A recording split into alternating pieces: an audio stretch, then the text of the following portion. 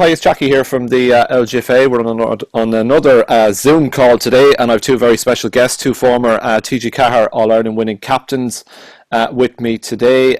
Mary O'Connor from Cork is on the top left-hand side of my screen, and at the bottom I have Angie McDermott from Tipperary. Ladies, how are you? Hi, Jackie. Good, Jackie. All good. Good, Mary, I'll come to you first. Five-time All-Ireland winning captain with the Cork Ladies Senior Footballers and part of that great era of success. You were captain in 2009 against Dublin at Croke Park, the first of a few finals that Cork and Dublin would play indeed.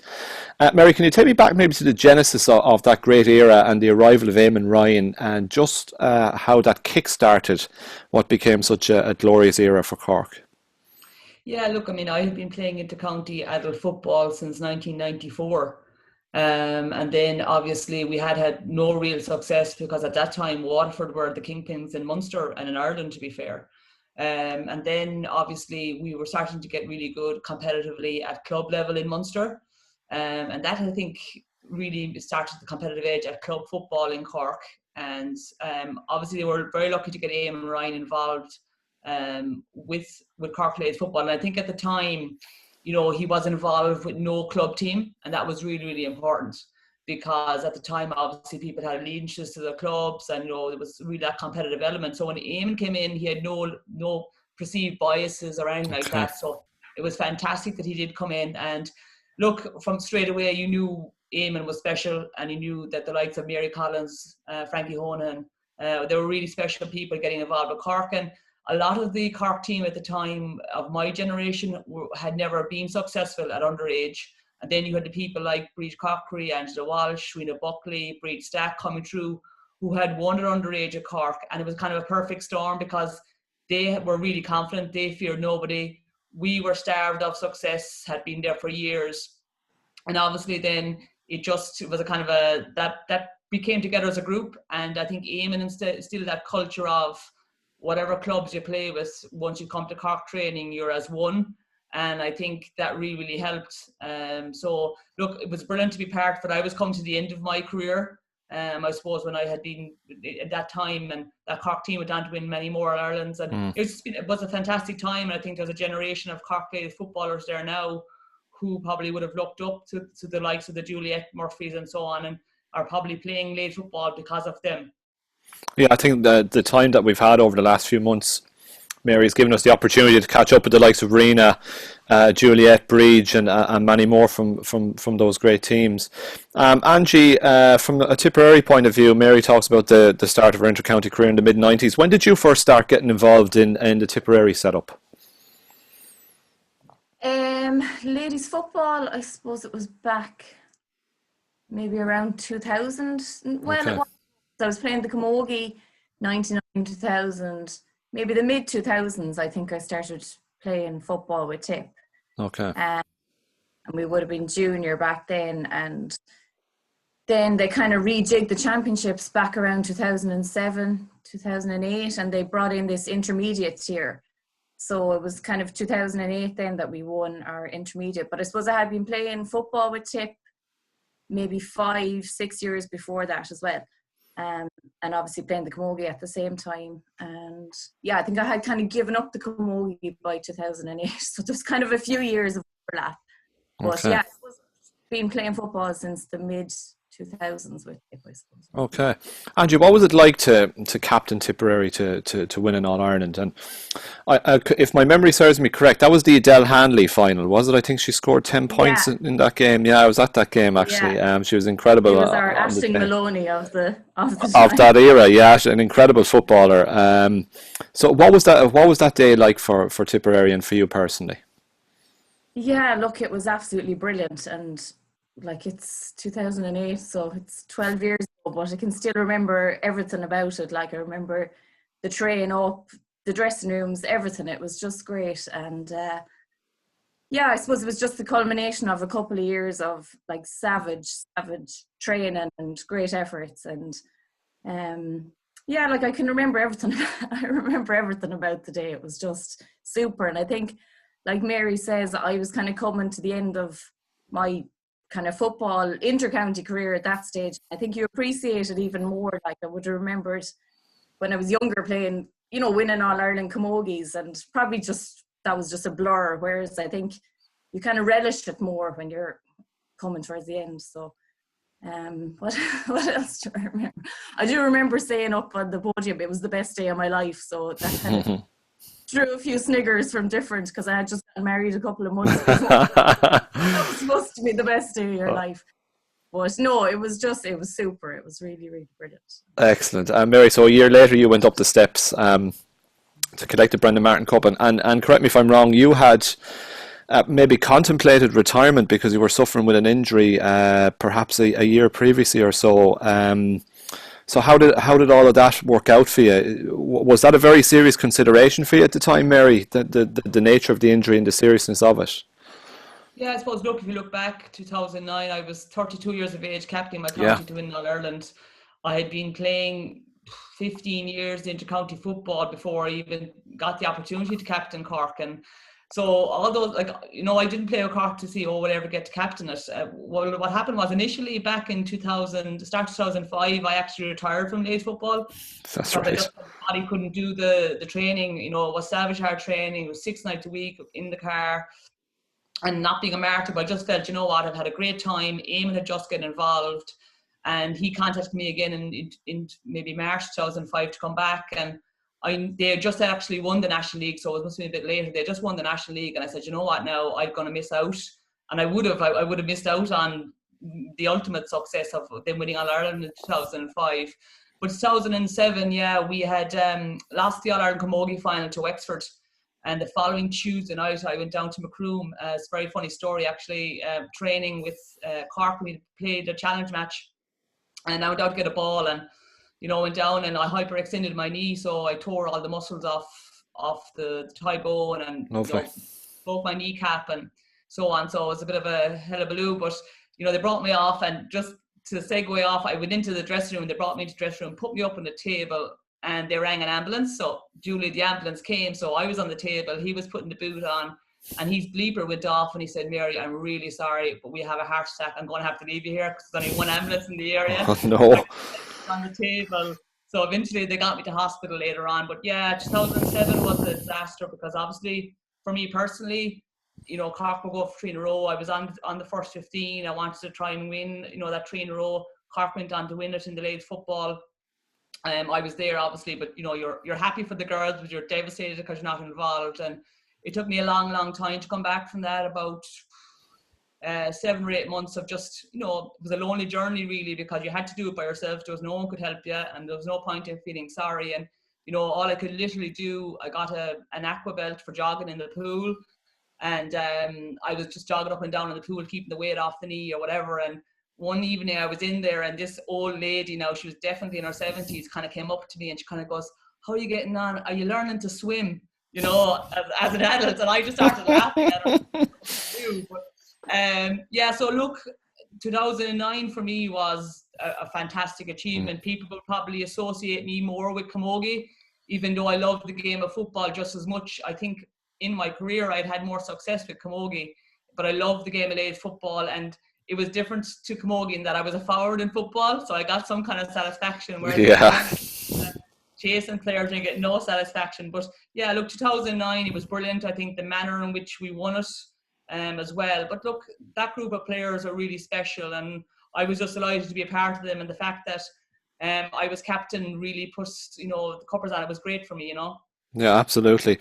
Mary, can I ask you where the desire, and I've asked a couple of players that we've had on during these times that have suffered injuries and long-term injuries and have had already accomplished such a lot before then, and you've touched on it in your previous answer, but I mean, you would have been forgiven for people saying, okay, this, you know, I've had enough, this injury is so severe, but you still found something within yourself to come right back again and obviously, as you say, walk up those steps and collect a trophy again. Where did that desire to come back and to face down this injury come from, Mary? I think it was I kind of felt that, you know, I'd say Angie agree, you kind of want to go out on your own terms. Like, I really feel sorry for people who are forced out of something that they love. And like for the likes of me and Angie, it was something that you just lived and breathed. And for somebody to take it away from you, or for an injury to be taken away from you, I would have found that very difficult to come to terms with.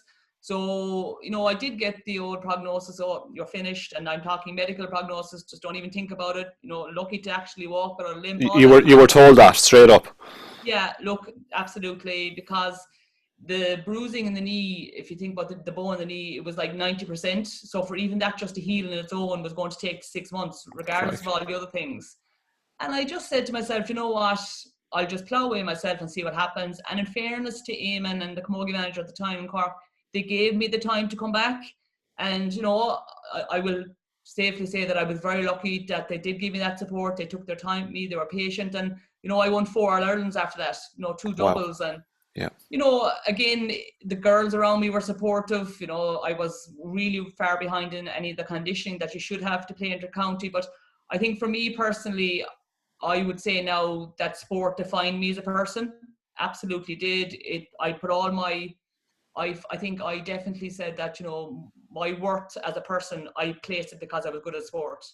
And it's only when you get older now, I'm 11 years retired, you kind of say, you mature a bit and you kind of say, well, that defined you then, but it doesn't define you now. But I needed to go on that journey myself over the last couple of years to kind of discover that.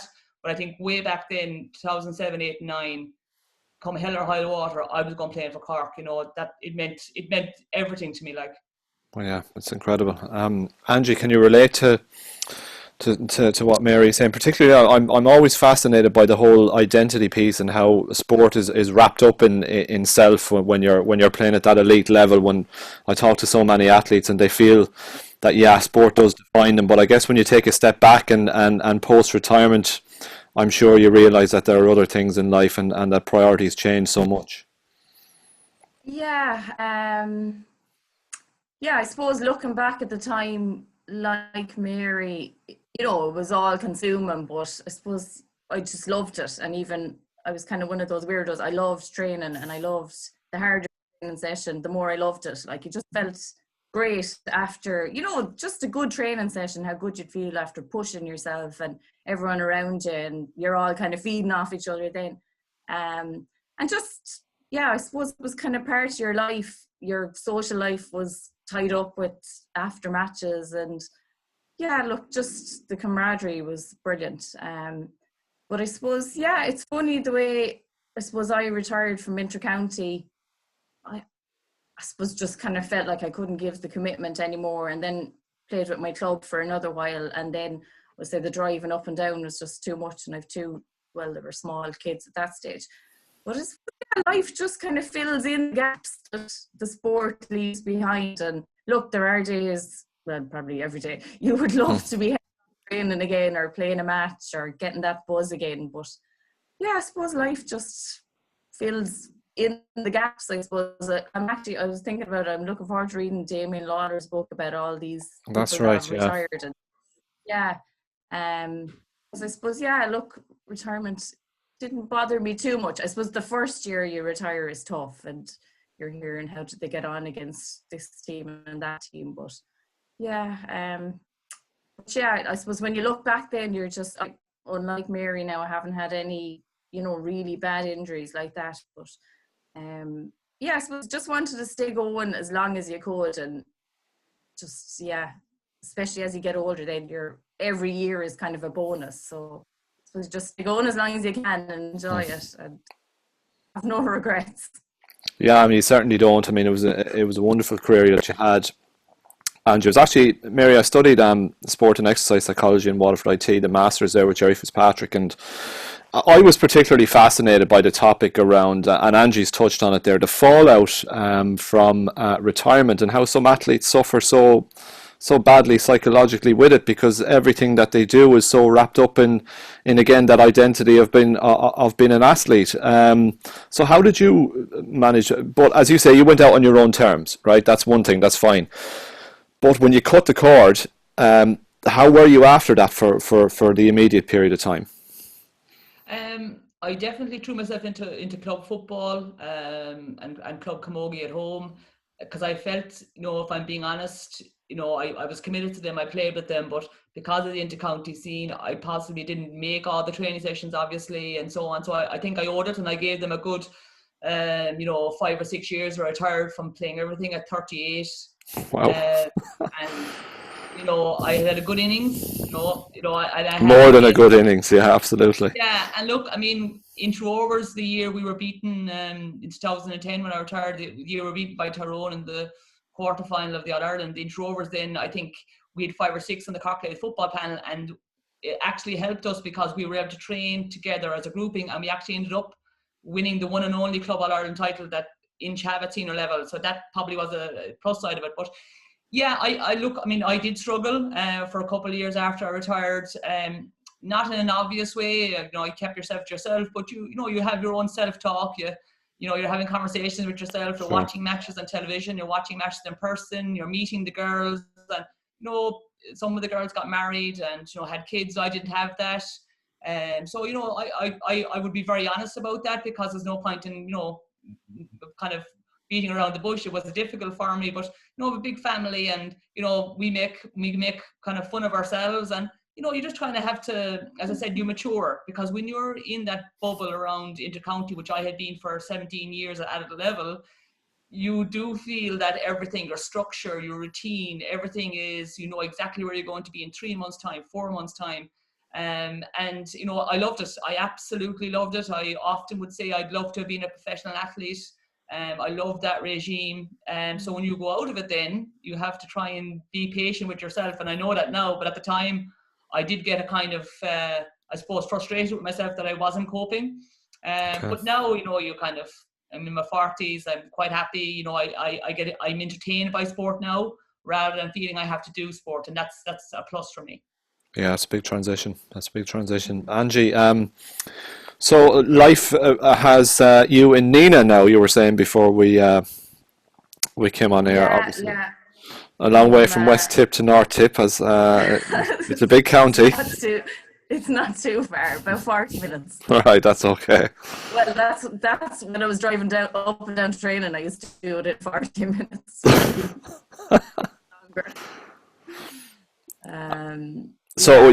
Look, I'm living up in Nina now a long time, so well settled in.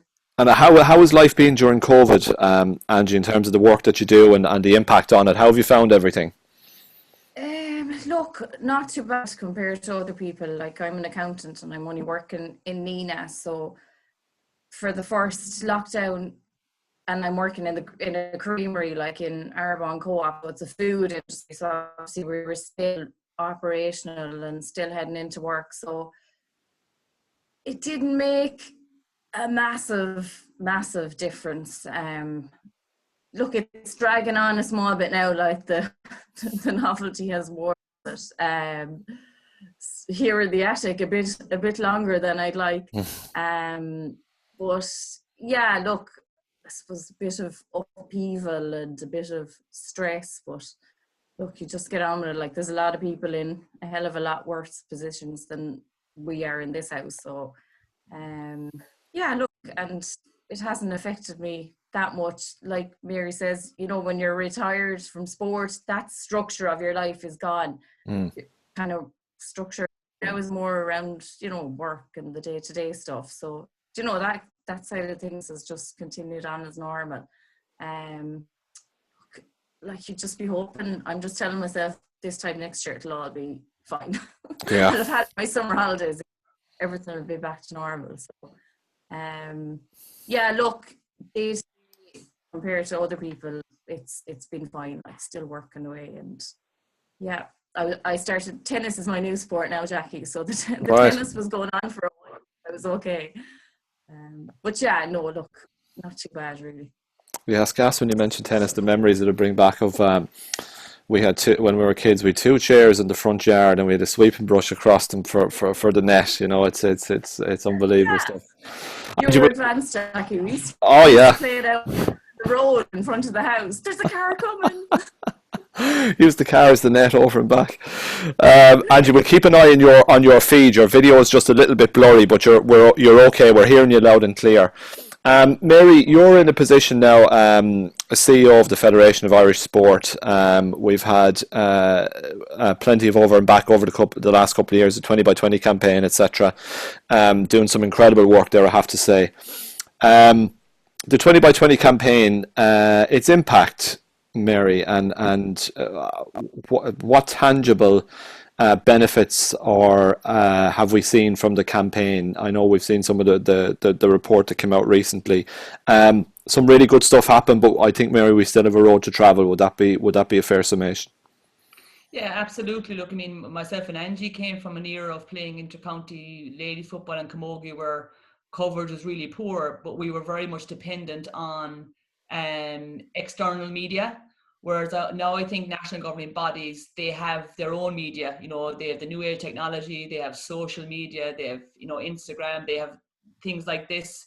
And a lot of the NGBs are really taking a hold of that. But what we want to try and do is infiltrate the mainstream media, the national newspapers and so on, and making sure there's consistent coverage of women's sports, not just coverage when they over excel.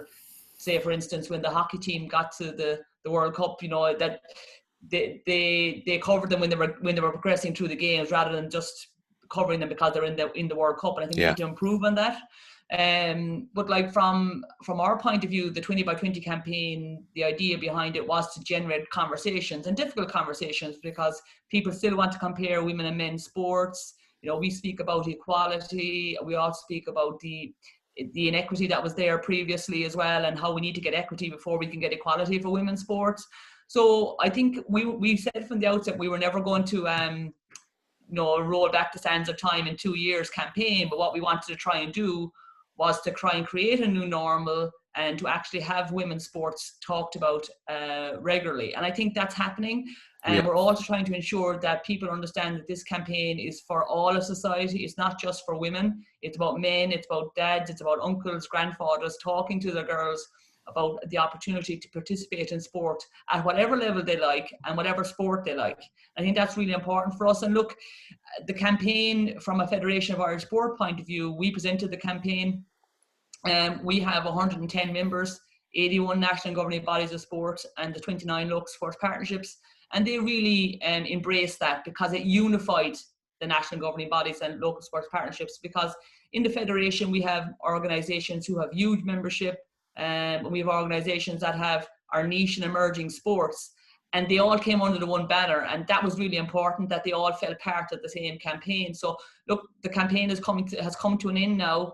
I'd love to see it go again for a kind of a 2.0 version. But look, there's a bright road ahead for women in sport. We just need to keep ensuring that we're knocking on that door, that we're not just going to rest on our laurels now, you know. Yeah, absolutely. I guess if she can't be it, if she can't see it, she can't be it is so timely, because at the moment, Angie, you would have seen Tipperary were obviously on TG4 last Saturday against Galway. So this weekend we have 2 live matches. Monaghan against Tipperary is on TG4 tomorrow night, and on Saturday we have Cork and Kerry. And every other game in the championships this weekend we have on a live stream. So I think, Mary, I might come back to you on this one as well. I think in some respects COVID has been, it presented serious challenges for us in terms of how we managed our media output, but it's given us this opportunity as well to showcase these games, and that, okay, you can't get to them, but here you are, here's a link, you can watch it on Facebook or you can watch it on TG4, which is very beneficial. But Angie, to lead on to the question I wanted to ask you, since you've maybe stepped back from the inter-county game, how do you feel that the promotion of the game is, and indeed women in sport in general? You mentioned Aisling Maloney, she's pretty much a household name now.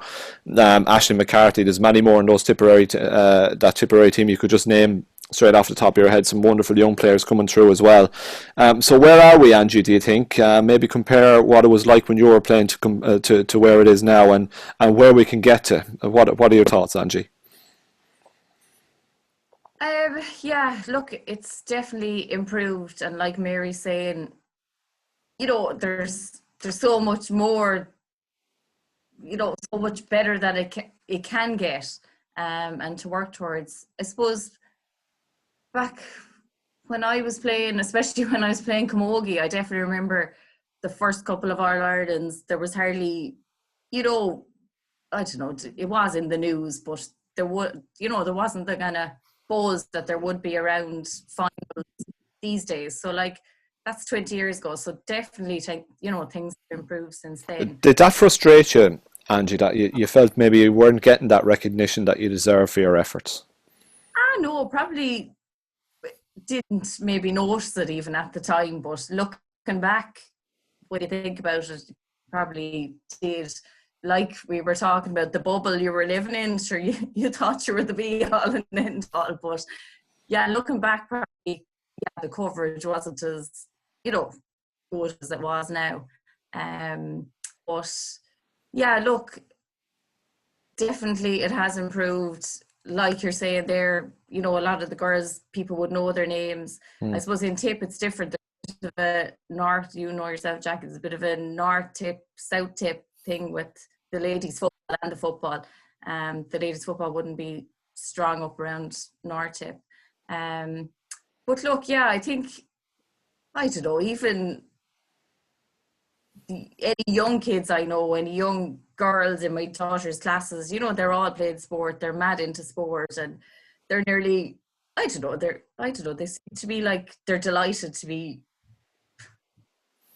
into sport. I don't know, maybe I kind of think when I was in secondary school, even in primary school, I don't know, did that many girls love sport? Like a lot of the girls seem to love it now. So I'm hoping that's a positive thing, and it's not just that they're young and they latch onto things, that they'll, that'll stick with them throughout their lives. And like you were saying there, if they can't see it, they can't be it.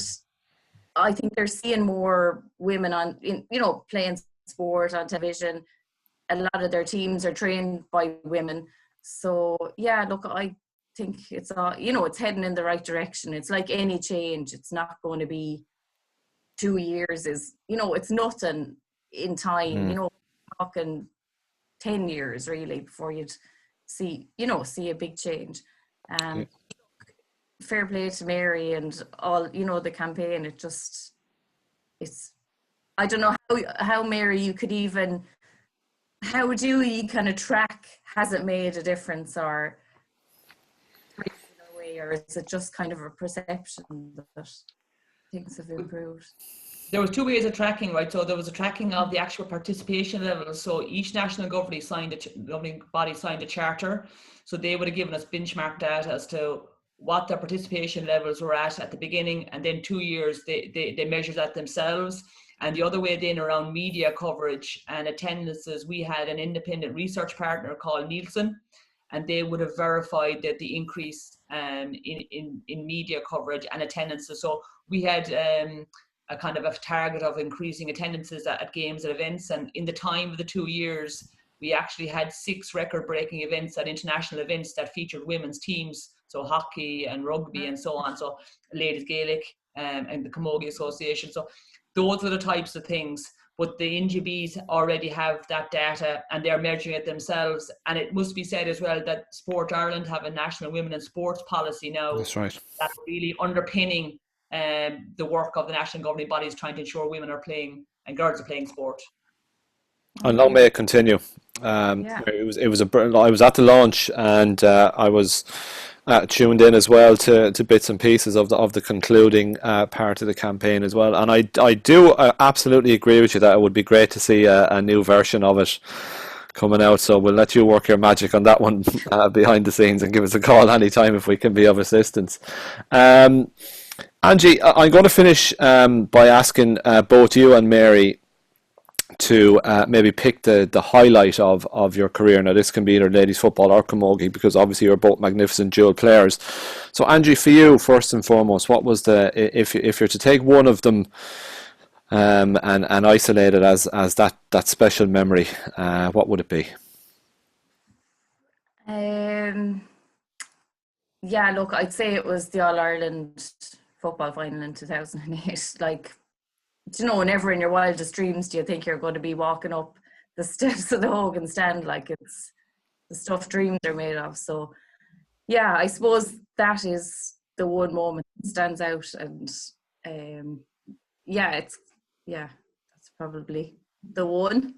Can't Jackie. Yeah, I mean, your face lights up when you talk about it. It's written all over your face, you know, how much it meant to you. And I was there that day myself. It was a special day for Tip. Mary, I saw you playing many times. I mean to ask that question as well.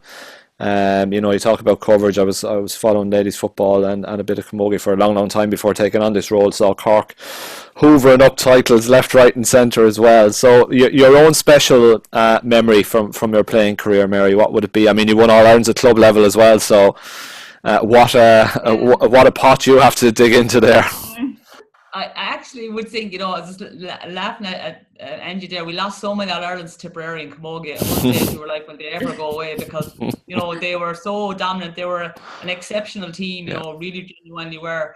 I think, no, this is going to sound ridiculous, right? But this genuinely, for me, I grew up in a really Gaelic game, stronghold in Killa and East Cork. And, you know, we used to love our Ireland final days. And for me, and I genuinely mean this, every time I got to walk behind the Artane band in an All-Ireland final and they played the Star of the County Down or something like that, it was just like I was living my childhood dream, because I watched it for so many years on the television when the men's games were on.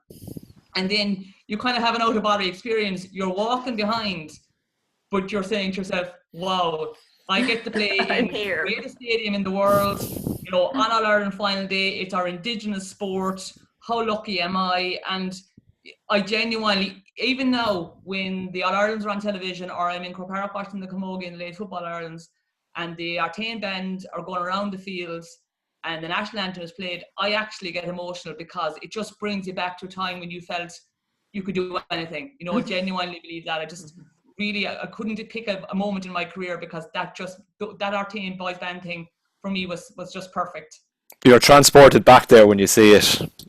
Yeah, I just light up when I'm thinking about it, because I can see the images in my head. And, you know, I'd be a very kind of, you know, I suppose a passionate person, you know, you get carried away. But I just, if I reflect on my career, and I've had some fantastic days, both on and off the field, but, you know, that is just for me, because I think, and I think Angie might attest, that when we were growing up as young kids, you know, you were influenced by what you saw on television. You spoke about playing tennis. You probably played tennis because you saw Wimbledon.